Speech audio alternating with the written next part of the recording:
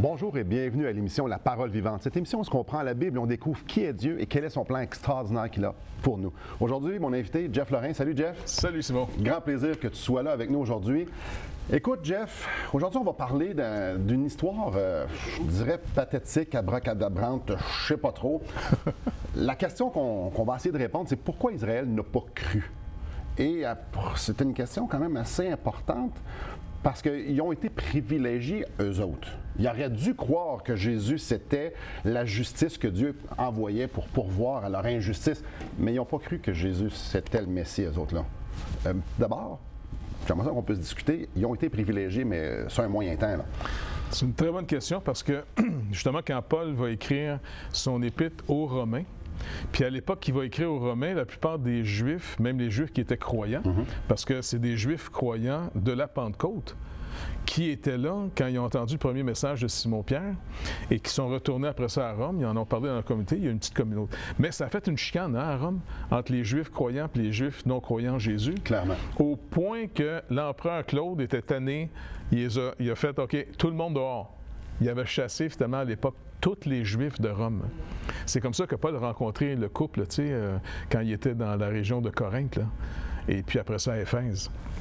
Et puis, quand plus tard il a écrit aux Romains, parce que les Juifs qui étaient partis, il avait entendu l'Évangile par des Juifs, les païens, les Romains, là, qui étaient non-Juifs. Mais la grande question, ils se sont dit, attends, j'avais demandé à mon chum juif, là, comment ça se fait que la majorité de leur nation, puis les officiels religieux là-bas, ils n'ont pas cru en Jésus? Nous autres, on s'est-tu trompés ici? Oui, c'est ça. Et c'est pour ça que Paul va écrire dans l'Épître aux Romains vraiment 3 chapitres, même pour essayer d'expliquer un gros mystère. Comment ça se fait que la nation d'Israël, majoritairement, il n'y a rien qu'un reste qui a cru en Jésus, majoritairement, ils l'ont chassé, ils l'ont même tué. Chapitre 9, 10, 11, s'il y en a qui veulent faire des recherches à la maison. On va y faire référence un peu plus tard, là, mais et quand on y pense, comment, pourquoi? Parce qu'eux autres, c'est le peuple choisi terrestre de Dieu. Dieu les a choisis. Je vous ai choisis de toutes les nations. Pas parce qu'ils étaient bons, en fait. C'est un petit peuple de rien du tout. C'est pas parce qu'ils étaient puissants. Non, parce qu'ils voulaient se révéler à eux. Comme tu dis, c'était le seul peuple, en plus, qui avait les Écritures, les oracles, pour discerner le Messie. Il y a juste les Juifs qui étaient capables de discerner le Messie qui était pour être le sauveur de toutes les nations, de tous ceux qui vont croire en lui. Par Israël, Dieu était pour sauver toutes les nations du monde.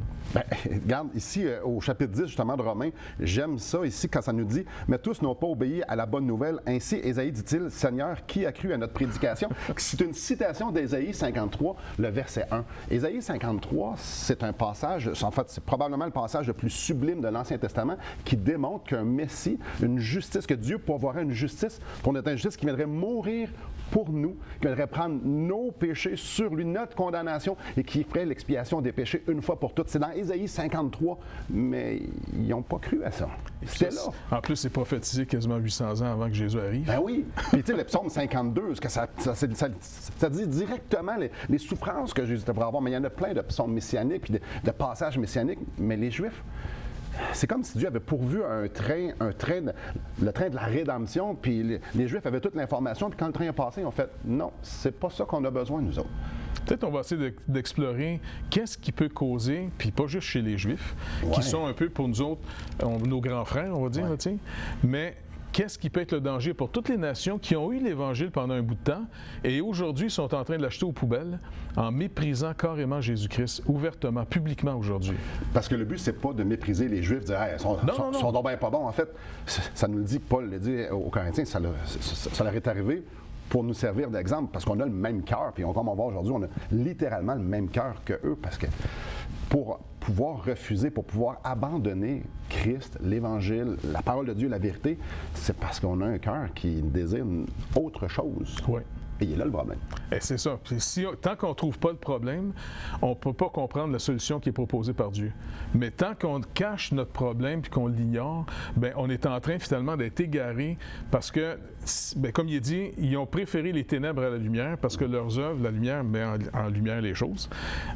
En voyant leurs œuvres qui n'étaient pas bonnes, ils ont préféré retourner dans les ténèbres parce que c'est plus facile de continuer à faire croire aux autres ce que tu aimerais être, que tu n'es pas pantoute. Et puis, finalement, on va voir c'est quoi le vrai problème qui peut nous rendre si aveugles face à Jésus-Christ. Puis là, trop de gens vont penser, parce qu'il était méchant. Non, non, non. Ça va être au contraire. Ouais. C'est la bonté. Toute la force, la bonté d'Israël les a aveuglés. On va changer le portrait de ça. Ben, c'est justement ça. Si tu trouves que toi, tu es bon, tu n'iras pas voir quelqu'un qui ta solution. Si tu n'as pas de problème, tu ne vas pas voir de solution. C'est rare qu'on va chez le garagiste, puis on va là, on va dire, regarde, puis le garagiste dit, ouais, qu'est-ce que je peux faire pour toi aujourd'hui?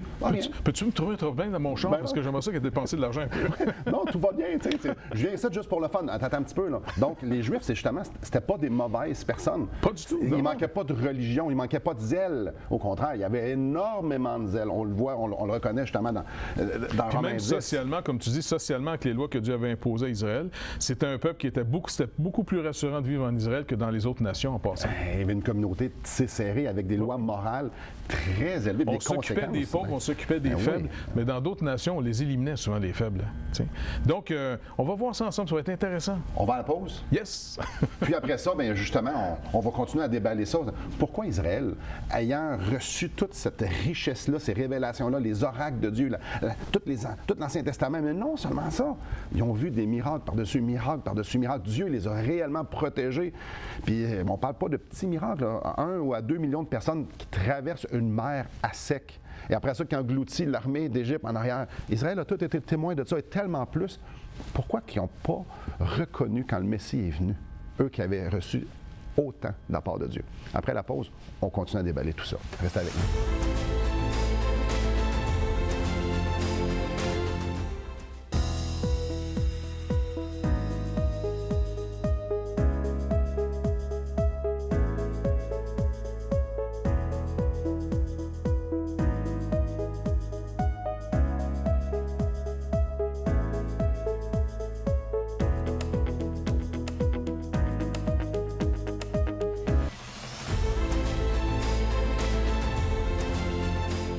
Bonjour à vous. C'est fascinant, comme on a parlé dans le premier segment, qu'avec autant de révélations, Israël ne s'est pas tourné vers Dieu humblement pour marcher selon ce que Dieu leur avait révélé. Mais comme on a dit, c'est pas juste Israël, c'est dans le cœur de l'homme que même si tu as les Écritures, même si tu as la vérité, ça ne veut pas dire que tu marches en conséquence. Non, puis tu as souligné la raison. Te dit qu'il marche humblement avec Dieu. Fait que le danger, tout le long des Écritures, on n'arrête pas de parler du danger de l'orgueil. Ouais. Puis aujourd'hui, au contraire, on encourage les gens quasiment à devenir orgueilleux. Tu sais, c'est parce qu'il y a une fausse compréhension de l'assurance. On a besoin d'assurance dans la vie. Tu sais, moi, j'ai une personnalité, là, je l'ai hérité de même, c'est pas moi qui l'ai faite, là. Je suis né extrêmement gêné. Ouais. Ça paraît évident. Ouais. Non, je te dis, les gens pensent que je suis un gars plein d'assurance, puis let's go, c'est pas vrai pour tout, tu sais. Et puis, c'est drôle parce que dernièrement, ma mère, je parlais avec elle au téléphone, c'est comme ça qu'on peut se voir, là, par téléphone. Puis, elle me rappelait en disant, ben oui, quand tu étais petit, tu étais tellement gêné. Même une fois, je t'avais demandé d'aller jeter une taplure de bananes. On était dans un petit camping, là, tu sais. Puis, j'étais tout petit, j'avais peut-être 5 ans, tu sais. Elle dit, tu étais incapable. Non, maman, c'est trop loin la poubelle, tout le monde va me regarder. Elle dit, mais c'est pas grave, juste aller jeter une peau de banane. Et là, aujourd'hui, tu es à la TV, ça va bien? Écoute, j'ai lâché l'école à cause d'une expression orale. Tu comprends? Et puis, mais le Seigneur peut nous libérer parce qu'en réalité, toutes ces choses-là peuvent t'étouffer. Puis souvent, aujourd'hui, on essaie de trouver des méthodes pour affranchir les gens, pour qu'on ait de l'assurance. Moi, je suis d'accord que les gens devraient développer, trouve la bonne source pour que ça te donne de l'assurance. Ouais. Mais on dit aux gens, cherche en toi et trouve en toi la source pour avoir de l'assurance. Mais c'est pas là que j'ai trouvé mon assurance. Tu comprends? Parce qu'il y a toujours quelqu'un meilleur que toi. Puis si tu rentres là-dedans, Paul appelle ça l'idolâtrie. Il dit, ils sont des adorateurs de la créature. On est créé pour répondre. Parce que c'est là qu'on voit à quel point on est des êtres créés pour répondre qui est devant nous autres. En fait, on n'est pas le centre de l'univers. Non. C'est Dieu qui est le centre de l'univers et nous, on rentre dans son univers, dans son plan à lui et non pas l'inverse. Oui, c'est ça. Et le grand danger, c'est que si tout est centré sur moi et je suis la source des solutions et je suis la source de ma puissance, je suis la source de ma vie, ben c'est moi qui le centre et Dieu, une fois de temps en temps, je vais avoir besoin de lui. C'est ça, tu as juste besoin de lui comme une roue de secours. Tu sais, Il y a quelqu'un de malade, ça va pas bien, j'ai besoin de réconfort, je l'amène dans ma vie. C'est ça. Puis un coup que tu as le besoin comblé, OK, bye, merci, on te reverra plus tard. Et la preuve de ça, c'est que lorsque ça va vraiment très, très mal, puis Dieu ne fait pas ce qu'on veut, on y en veut. Oui. Ça veut dire que vraiment, on l'a pris comme nous, on vous pensait qu'il était. Bref, on s'est fait un Dieu. C'est pour ça que tu disais tantôt, c'est de l'idolâtrie. Exactement, parce qu'en réalité, j'adore qui? Puis la première chose que Dieu fait quand il va venir vers notre vie, ce qui nous fait peur en passant, mais pour nous sauver, c'est qu'il nous montre qu'on est des adorateurs de nous-mêmes. Au point qu'il y a des gens, des fois, qui tombent dans un découragement d'eux-mêmes tellement grand que ça en devient dangereux au point que tu es obligé de marcher avec eux autres en disant non, fais attention, ils sont quasiment prêts à s'éliminer. Ouais. T'sais? Donc, il faut retrouver la vraie source. Parce qu'au fond, l'image qu'on a de nous, là, elle ne vient pas de nous. Ben, c'est une image. C'est ça. Tu as une image de toi par la manière que les gens... Parce que on est tous, finalement, un miroir pour quelqu'un d'autre. Et c'est pour ça qu'on aime tant se comparer. Malheureusement. Sur plein de sujets. Oui, oui. Parce qu'on aime aller chercher notre identité sur le regard que les autres ont de nous. Ça, c'est corrompu parce qu'on devrait chercher notre identité vers celui qui nous a créés.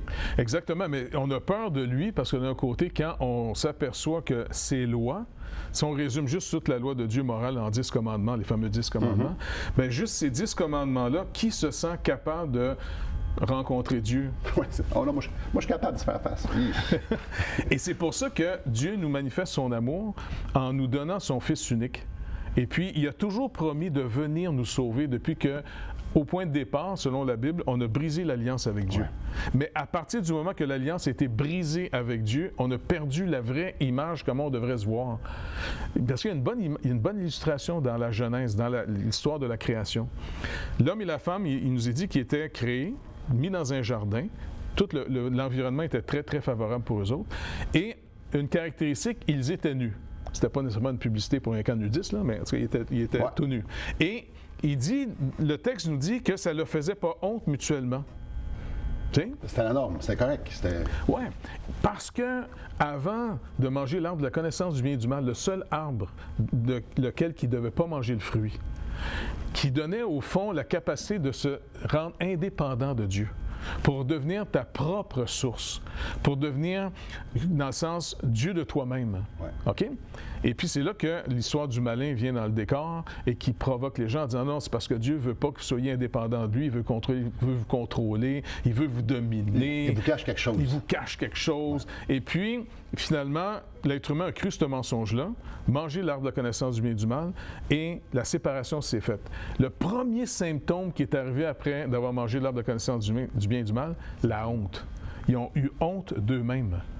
Dans le sens... Ils ont découvert qu'ils étaient nus. Oui, mais en réalité, là, ils n'ont pas vu, je ne sais pas, un ange se promener dans le jardin avec une tunique, là. Ouais. Hey, ciel, on est nus, nous autres, là. Non. Et c'est là que Dieu va donner la réponse de toute notre drame qu'on vit à tous les jours, tous les humains sur Terre. Qui t'a appris maintenant que tu es nu? Tu vis dans quelle définition de toi-même maintenant? C'est pour ça que c'est important d'être édifiants les uns pour les autres, de se protéger les uns les autres, de parler en bien les uns des autres. Parce que finalement, tu peux détruire quelqu'un par tes paroles. Parce qu'on fait l'interprétation de ce qu'on est par comment on nous a parlé.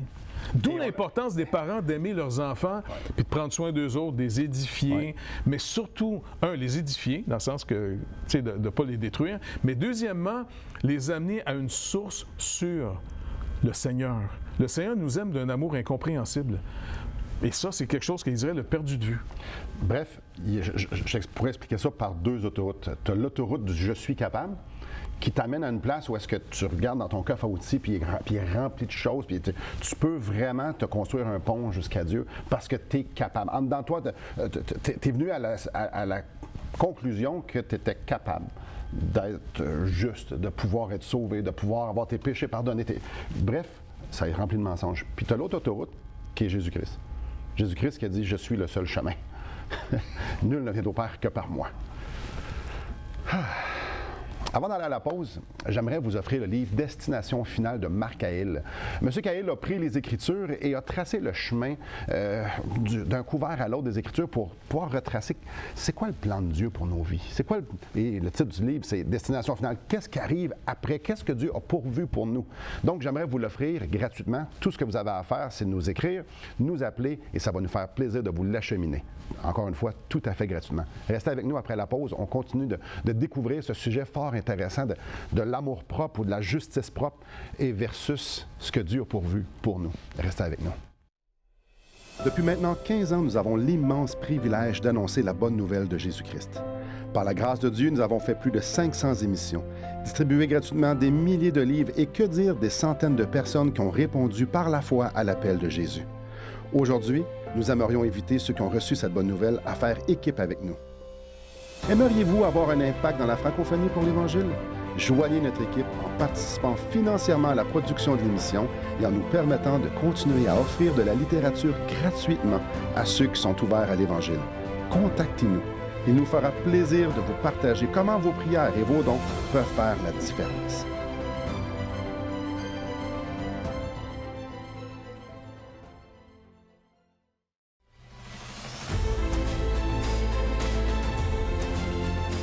Bonjour à vous. Jeff, le fait que nous soyons capables de grandes choses en tant qu'être humain, là, on a juste à penser à l'art. Peu importe le type d'art, on est capable d'accomplir des choses extraordinaires qui peuvent nous renverser même émotionnellement. Le fait qu'on soit capable de faire des bonnes choses, même morales, il y a des gens qui ont fait de grandes choses moralement pour aider les pauvres ou faire avancer une cause, ça nous donne une illusion. Il y a un effet pervers à ça. Parce qu'on établit notre justice par rapport à ça. Donc, on regarde ce qu'on accomplit, puis on fait que, je suis quand même bon, j'ai une certaine valeur. Notre coffre à outils, à nos yeux, n'est pas vide. Et le fait qu'il ne soit pas vide, quand quelqu'un vient nous dire, il est vide, tu as besoin d'un sauveur, ça ne fonctionne pas. Parce qu'on regarde autour de nous, non. Et Israël, c'est un peu ça qui est arrivé. Oui, parce que grâce à la loi que Dieu leur avait donnée, il y avait des préceptes géniaux. Mm-hmm. Si tu lis dans Lévitique, je pense que c'est 25, si je vois de mémoire, il y avait carrément une organisation qu'à chaque 7 ans, tu avais une année sabbatique. Dieu avait promis de bénir la 6e année pour produire 3 ans de récolte d'un coup. L'année que tu vas arrêter, puis l'autre année avant que tu récoltes ou tu vas semer. Donc, Dieu avait vraiment organisé ce pays-là, il faisait confiance dans... Écoute, t'imagines-tu d'avoir droit à une année sabbatique à chaque 7 ans dans ton travail, tu es payé à temps plein, tu restes chez vous, tu te promènes, tu fais ce que tu veux, tu es libre, tu sais. Dieu a tellement voulu bénir Israël pour favoriser, montrer d'abord qui il était. Il ne l'a pas fait pour les équiper eux autres, pour qu'ils méprisent les autres nations. Il les a préparés à dire, regardez, dites aux autres nations, vous allez être du sel sur la terre, vous allez être la lumière dans le monde, dans un monde de ténèbres, parce qu'on ignore ce que je suis, on a peur de ce que je suis, parce que Dieu est juste. Et ça nous fait peur qu'il soit juste. Mais on oublie que Dieu n'est pas juste, il est aussi bon. Et il va se charger, voir comment il va nous délivrer de sa juste justice qui réclame finalement que si tu ne passes pas, tu ne passes pas. Et c'est pour ça qu'Israël avait la promesse. C'est eux autres qui avaient dans les écrits la promesse que Dieu viendrait un jour lui-même s'incarner dans la chair d'Israël. Il va venir en tant que Juif. Jésus est né finalement de la lignée de David. Ouais. C'est un Juif. C'est pour ça qu'il avait dit à la Samaritaine un jour, sur le bord du puits, le salut vient des Juifs. Et c'est vrai, même si le gars des Juifs haïssait Jésus, il haïssait pas Jésus parce qu'il faisait des bonnes œuvres. Il haïssait Jésus parce que quand il leur parlait, il montrait en disant, écoutez, la loi dit, par exemple, tu ne feras pas d'adultère. Tout le monde est d'accord, mais tout le monde en faisait en cachette pareil, là, c'est drôle parce qu'un jour, ils ont pris une femme en flagrant délit. Ils étaient prêts à la lapider, mais ils l'ont emmenée devant Jésus en disant, toi, tu dis quoi? Hein? Tu dis quoi par rapport à ce que la loi de Moïse dit par cette femme? Et Jésus leur dit, écoutez, que celui qui n'a pas péché lui jette la première pierre. Et puis, selon la loi, cette déclaration qu'il n'y a pas péché, c'est pas que tu n'as pas de péché total. Si tu n'as pas de péché en fonction de ce que tu accuses, dans ta vie sexuelle, là, si tu es propre et clair, si tu n'as jamais fait d'adultère et de fornication, tu y lanceras la première pierre. Là, il dit du plus vieux jusqu'au plus jeune. Ils sont tous partis après. Pendant ce temps-là, Jésus écrivait à terre, tu sais. Et puis, il regarde la femme et dit, ils sont où tes accusateurs? Ils sont partis. Moi non plus, je ne t'accuse pas, mais ne pêche plus. Jésus peut dire ne pêche pas à la femme et la laisser aller, pas parce qu'il ferme ses yeux sur la faute. C'est parce qu'il dit, c'est comme s'il dit à la femme, donne-moi ta dette, je vais aller la payer. Et c'est là que Jésus dit, venez à moi, je suis le seul chemin. Pas parce qu'il va nous donner une meilleure éducation puis il va nous donner une puissance spéciale, non. Il dit, d'abord, je vais prendre vos dettes puis je vais le mettre à mon compte et je vais être cloué sur du bois pour être déclaré publiquement humilié devant toute la nation. Selon les Écritures, je vais être déclaré maudit à cause de vos fautes. Mais un coup que je vais payer par ma mort, je vais ressusciter dans 3 jours. Et je vais revenir pour vous montrer que la dette est payée à tous ceux qui vont me faire confiance. Mais le problème, c'était tous les gens qui avaient échoué qui aimaient le message de Jésus. Ouais. Mais tous ceux qui travaillaient avec les meilleures personnes du monde, en apparence, oublie pas. Ben oui, parce qu'on est capable de faire des belles choses. Oui, mais derrière les belles choses qu'on fait, il y a de la cochonnerie. Ouais. Le cœur, j'aimerais ça lire 2 passages. Oui. Dans Romains chapitre 10, je vais lire le chapitre 9, verset 32.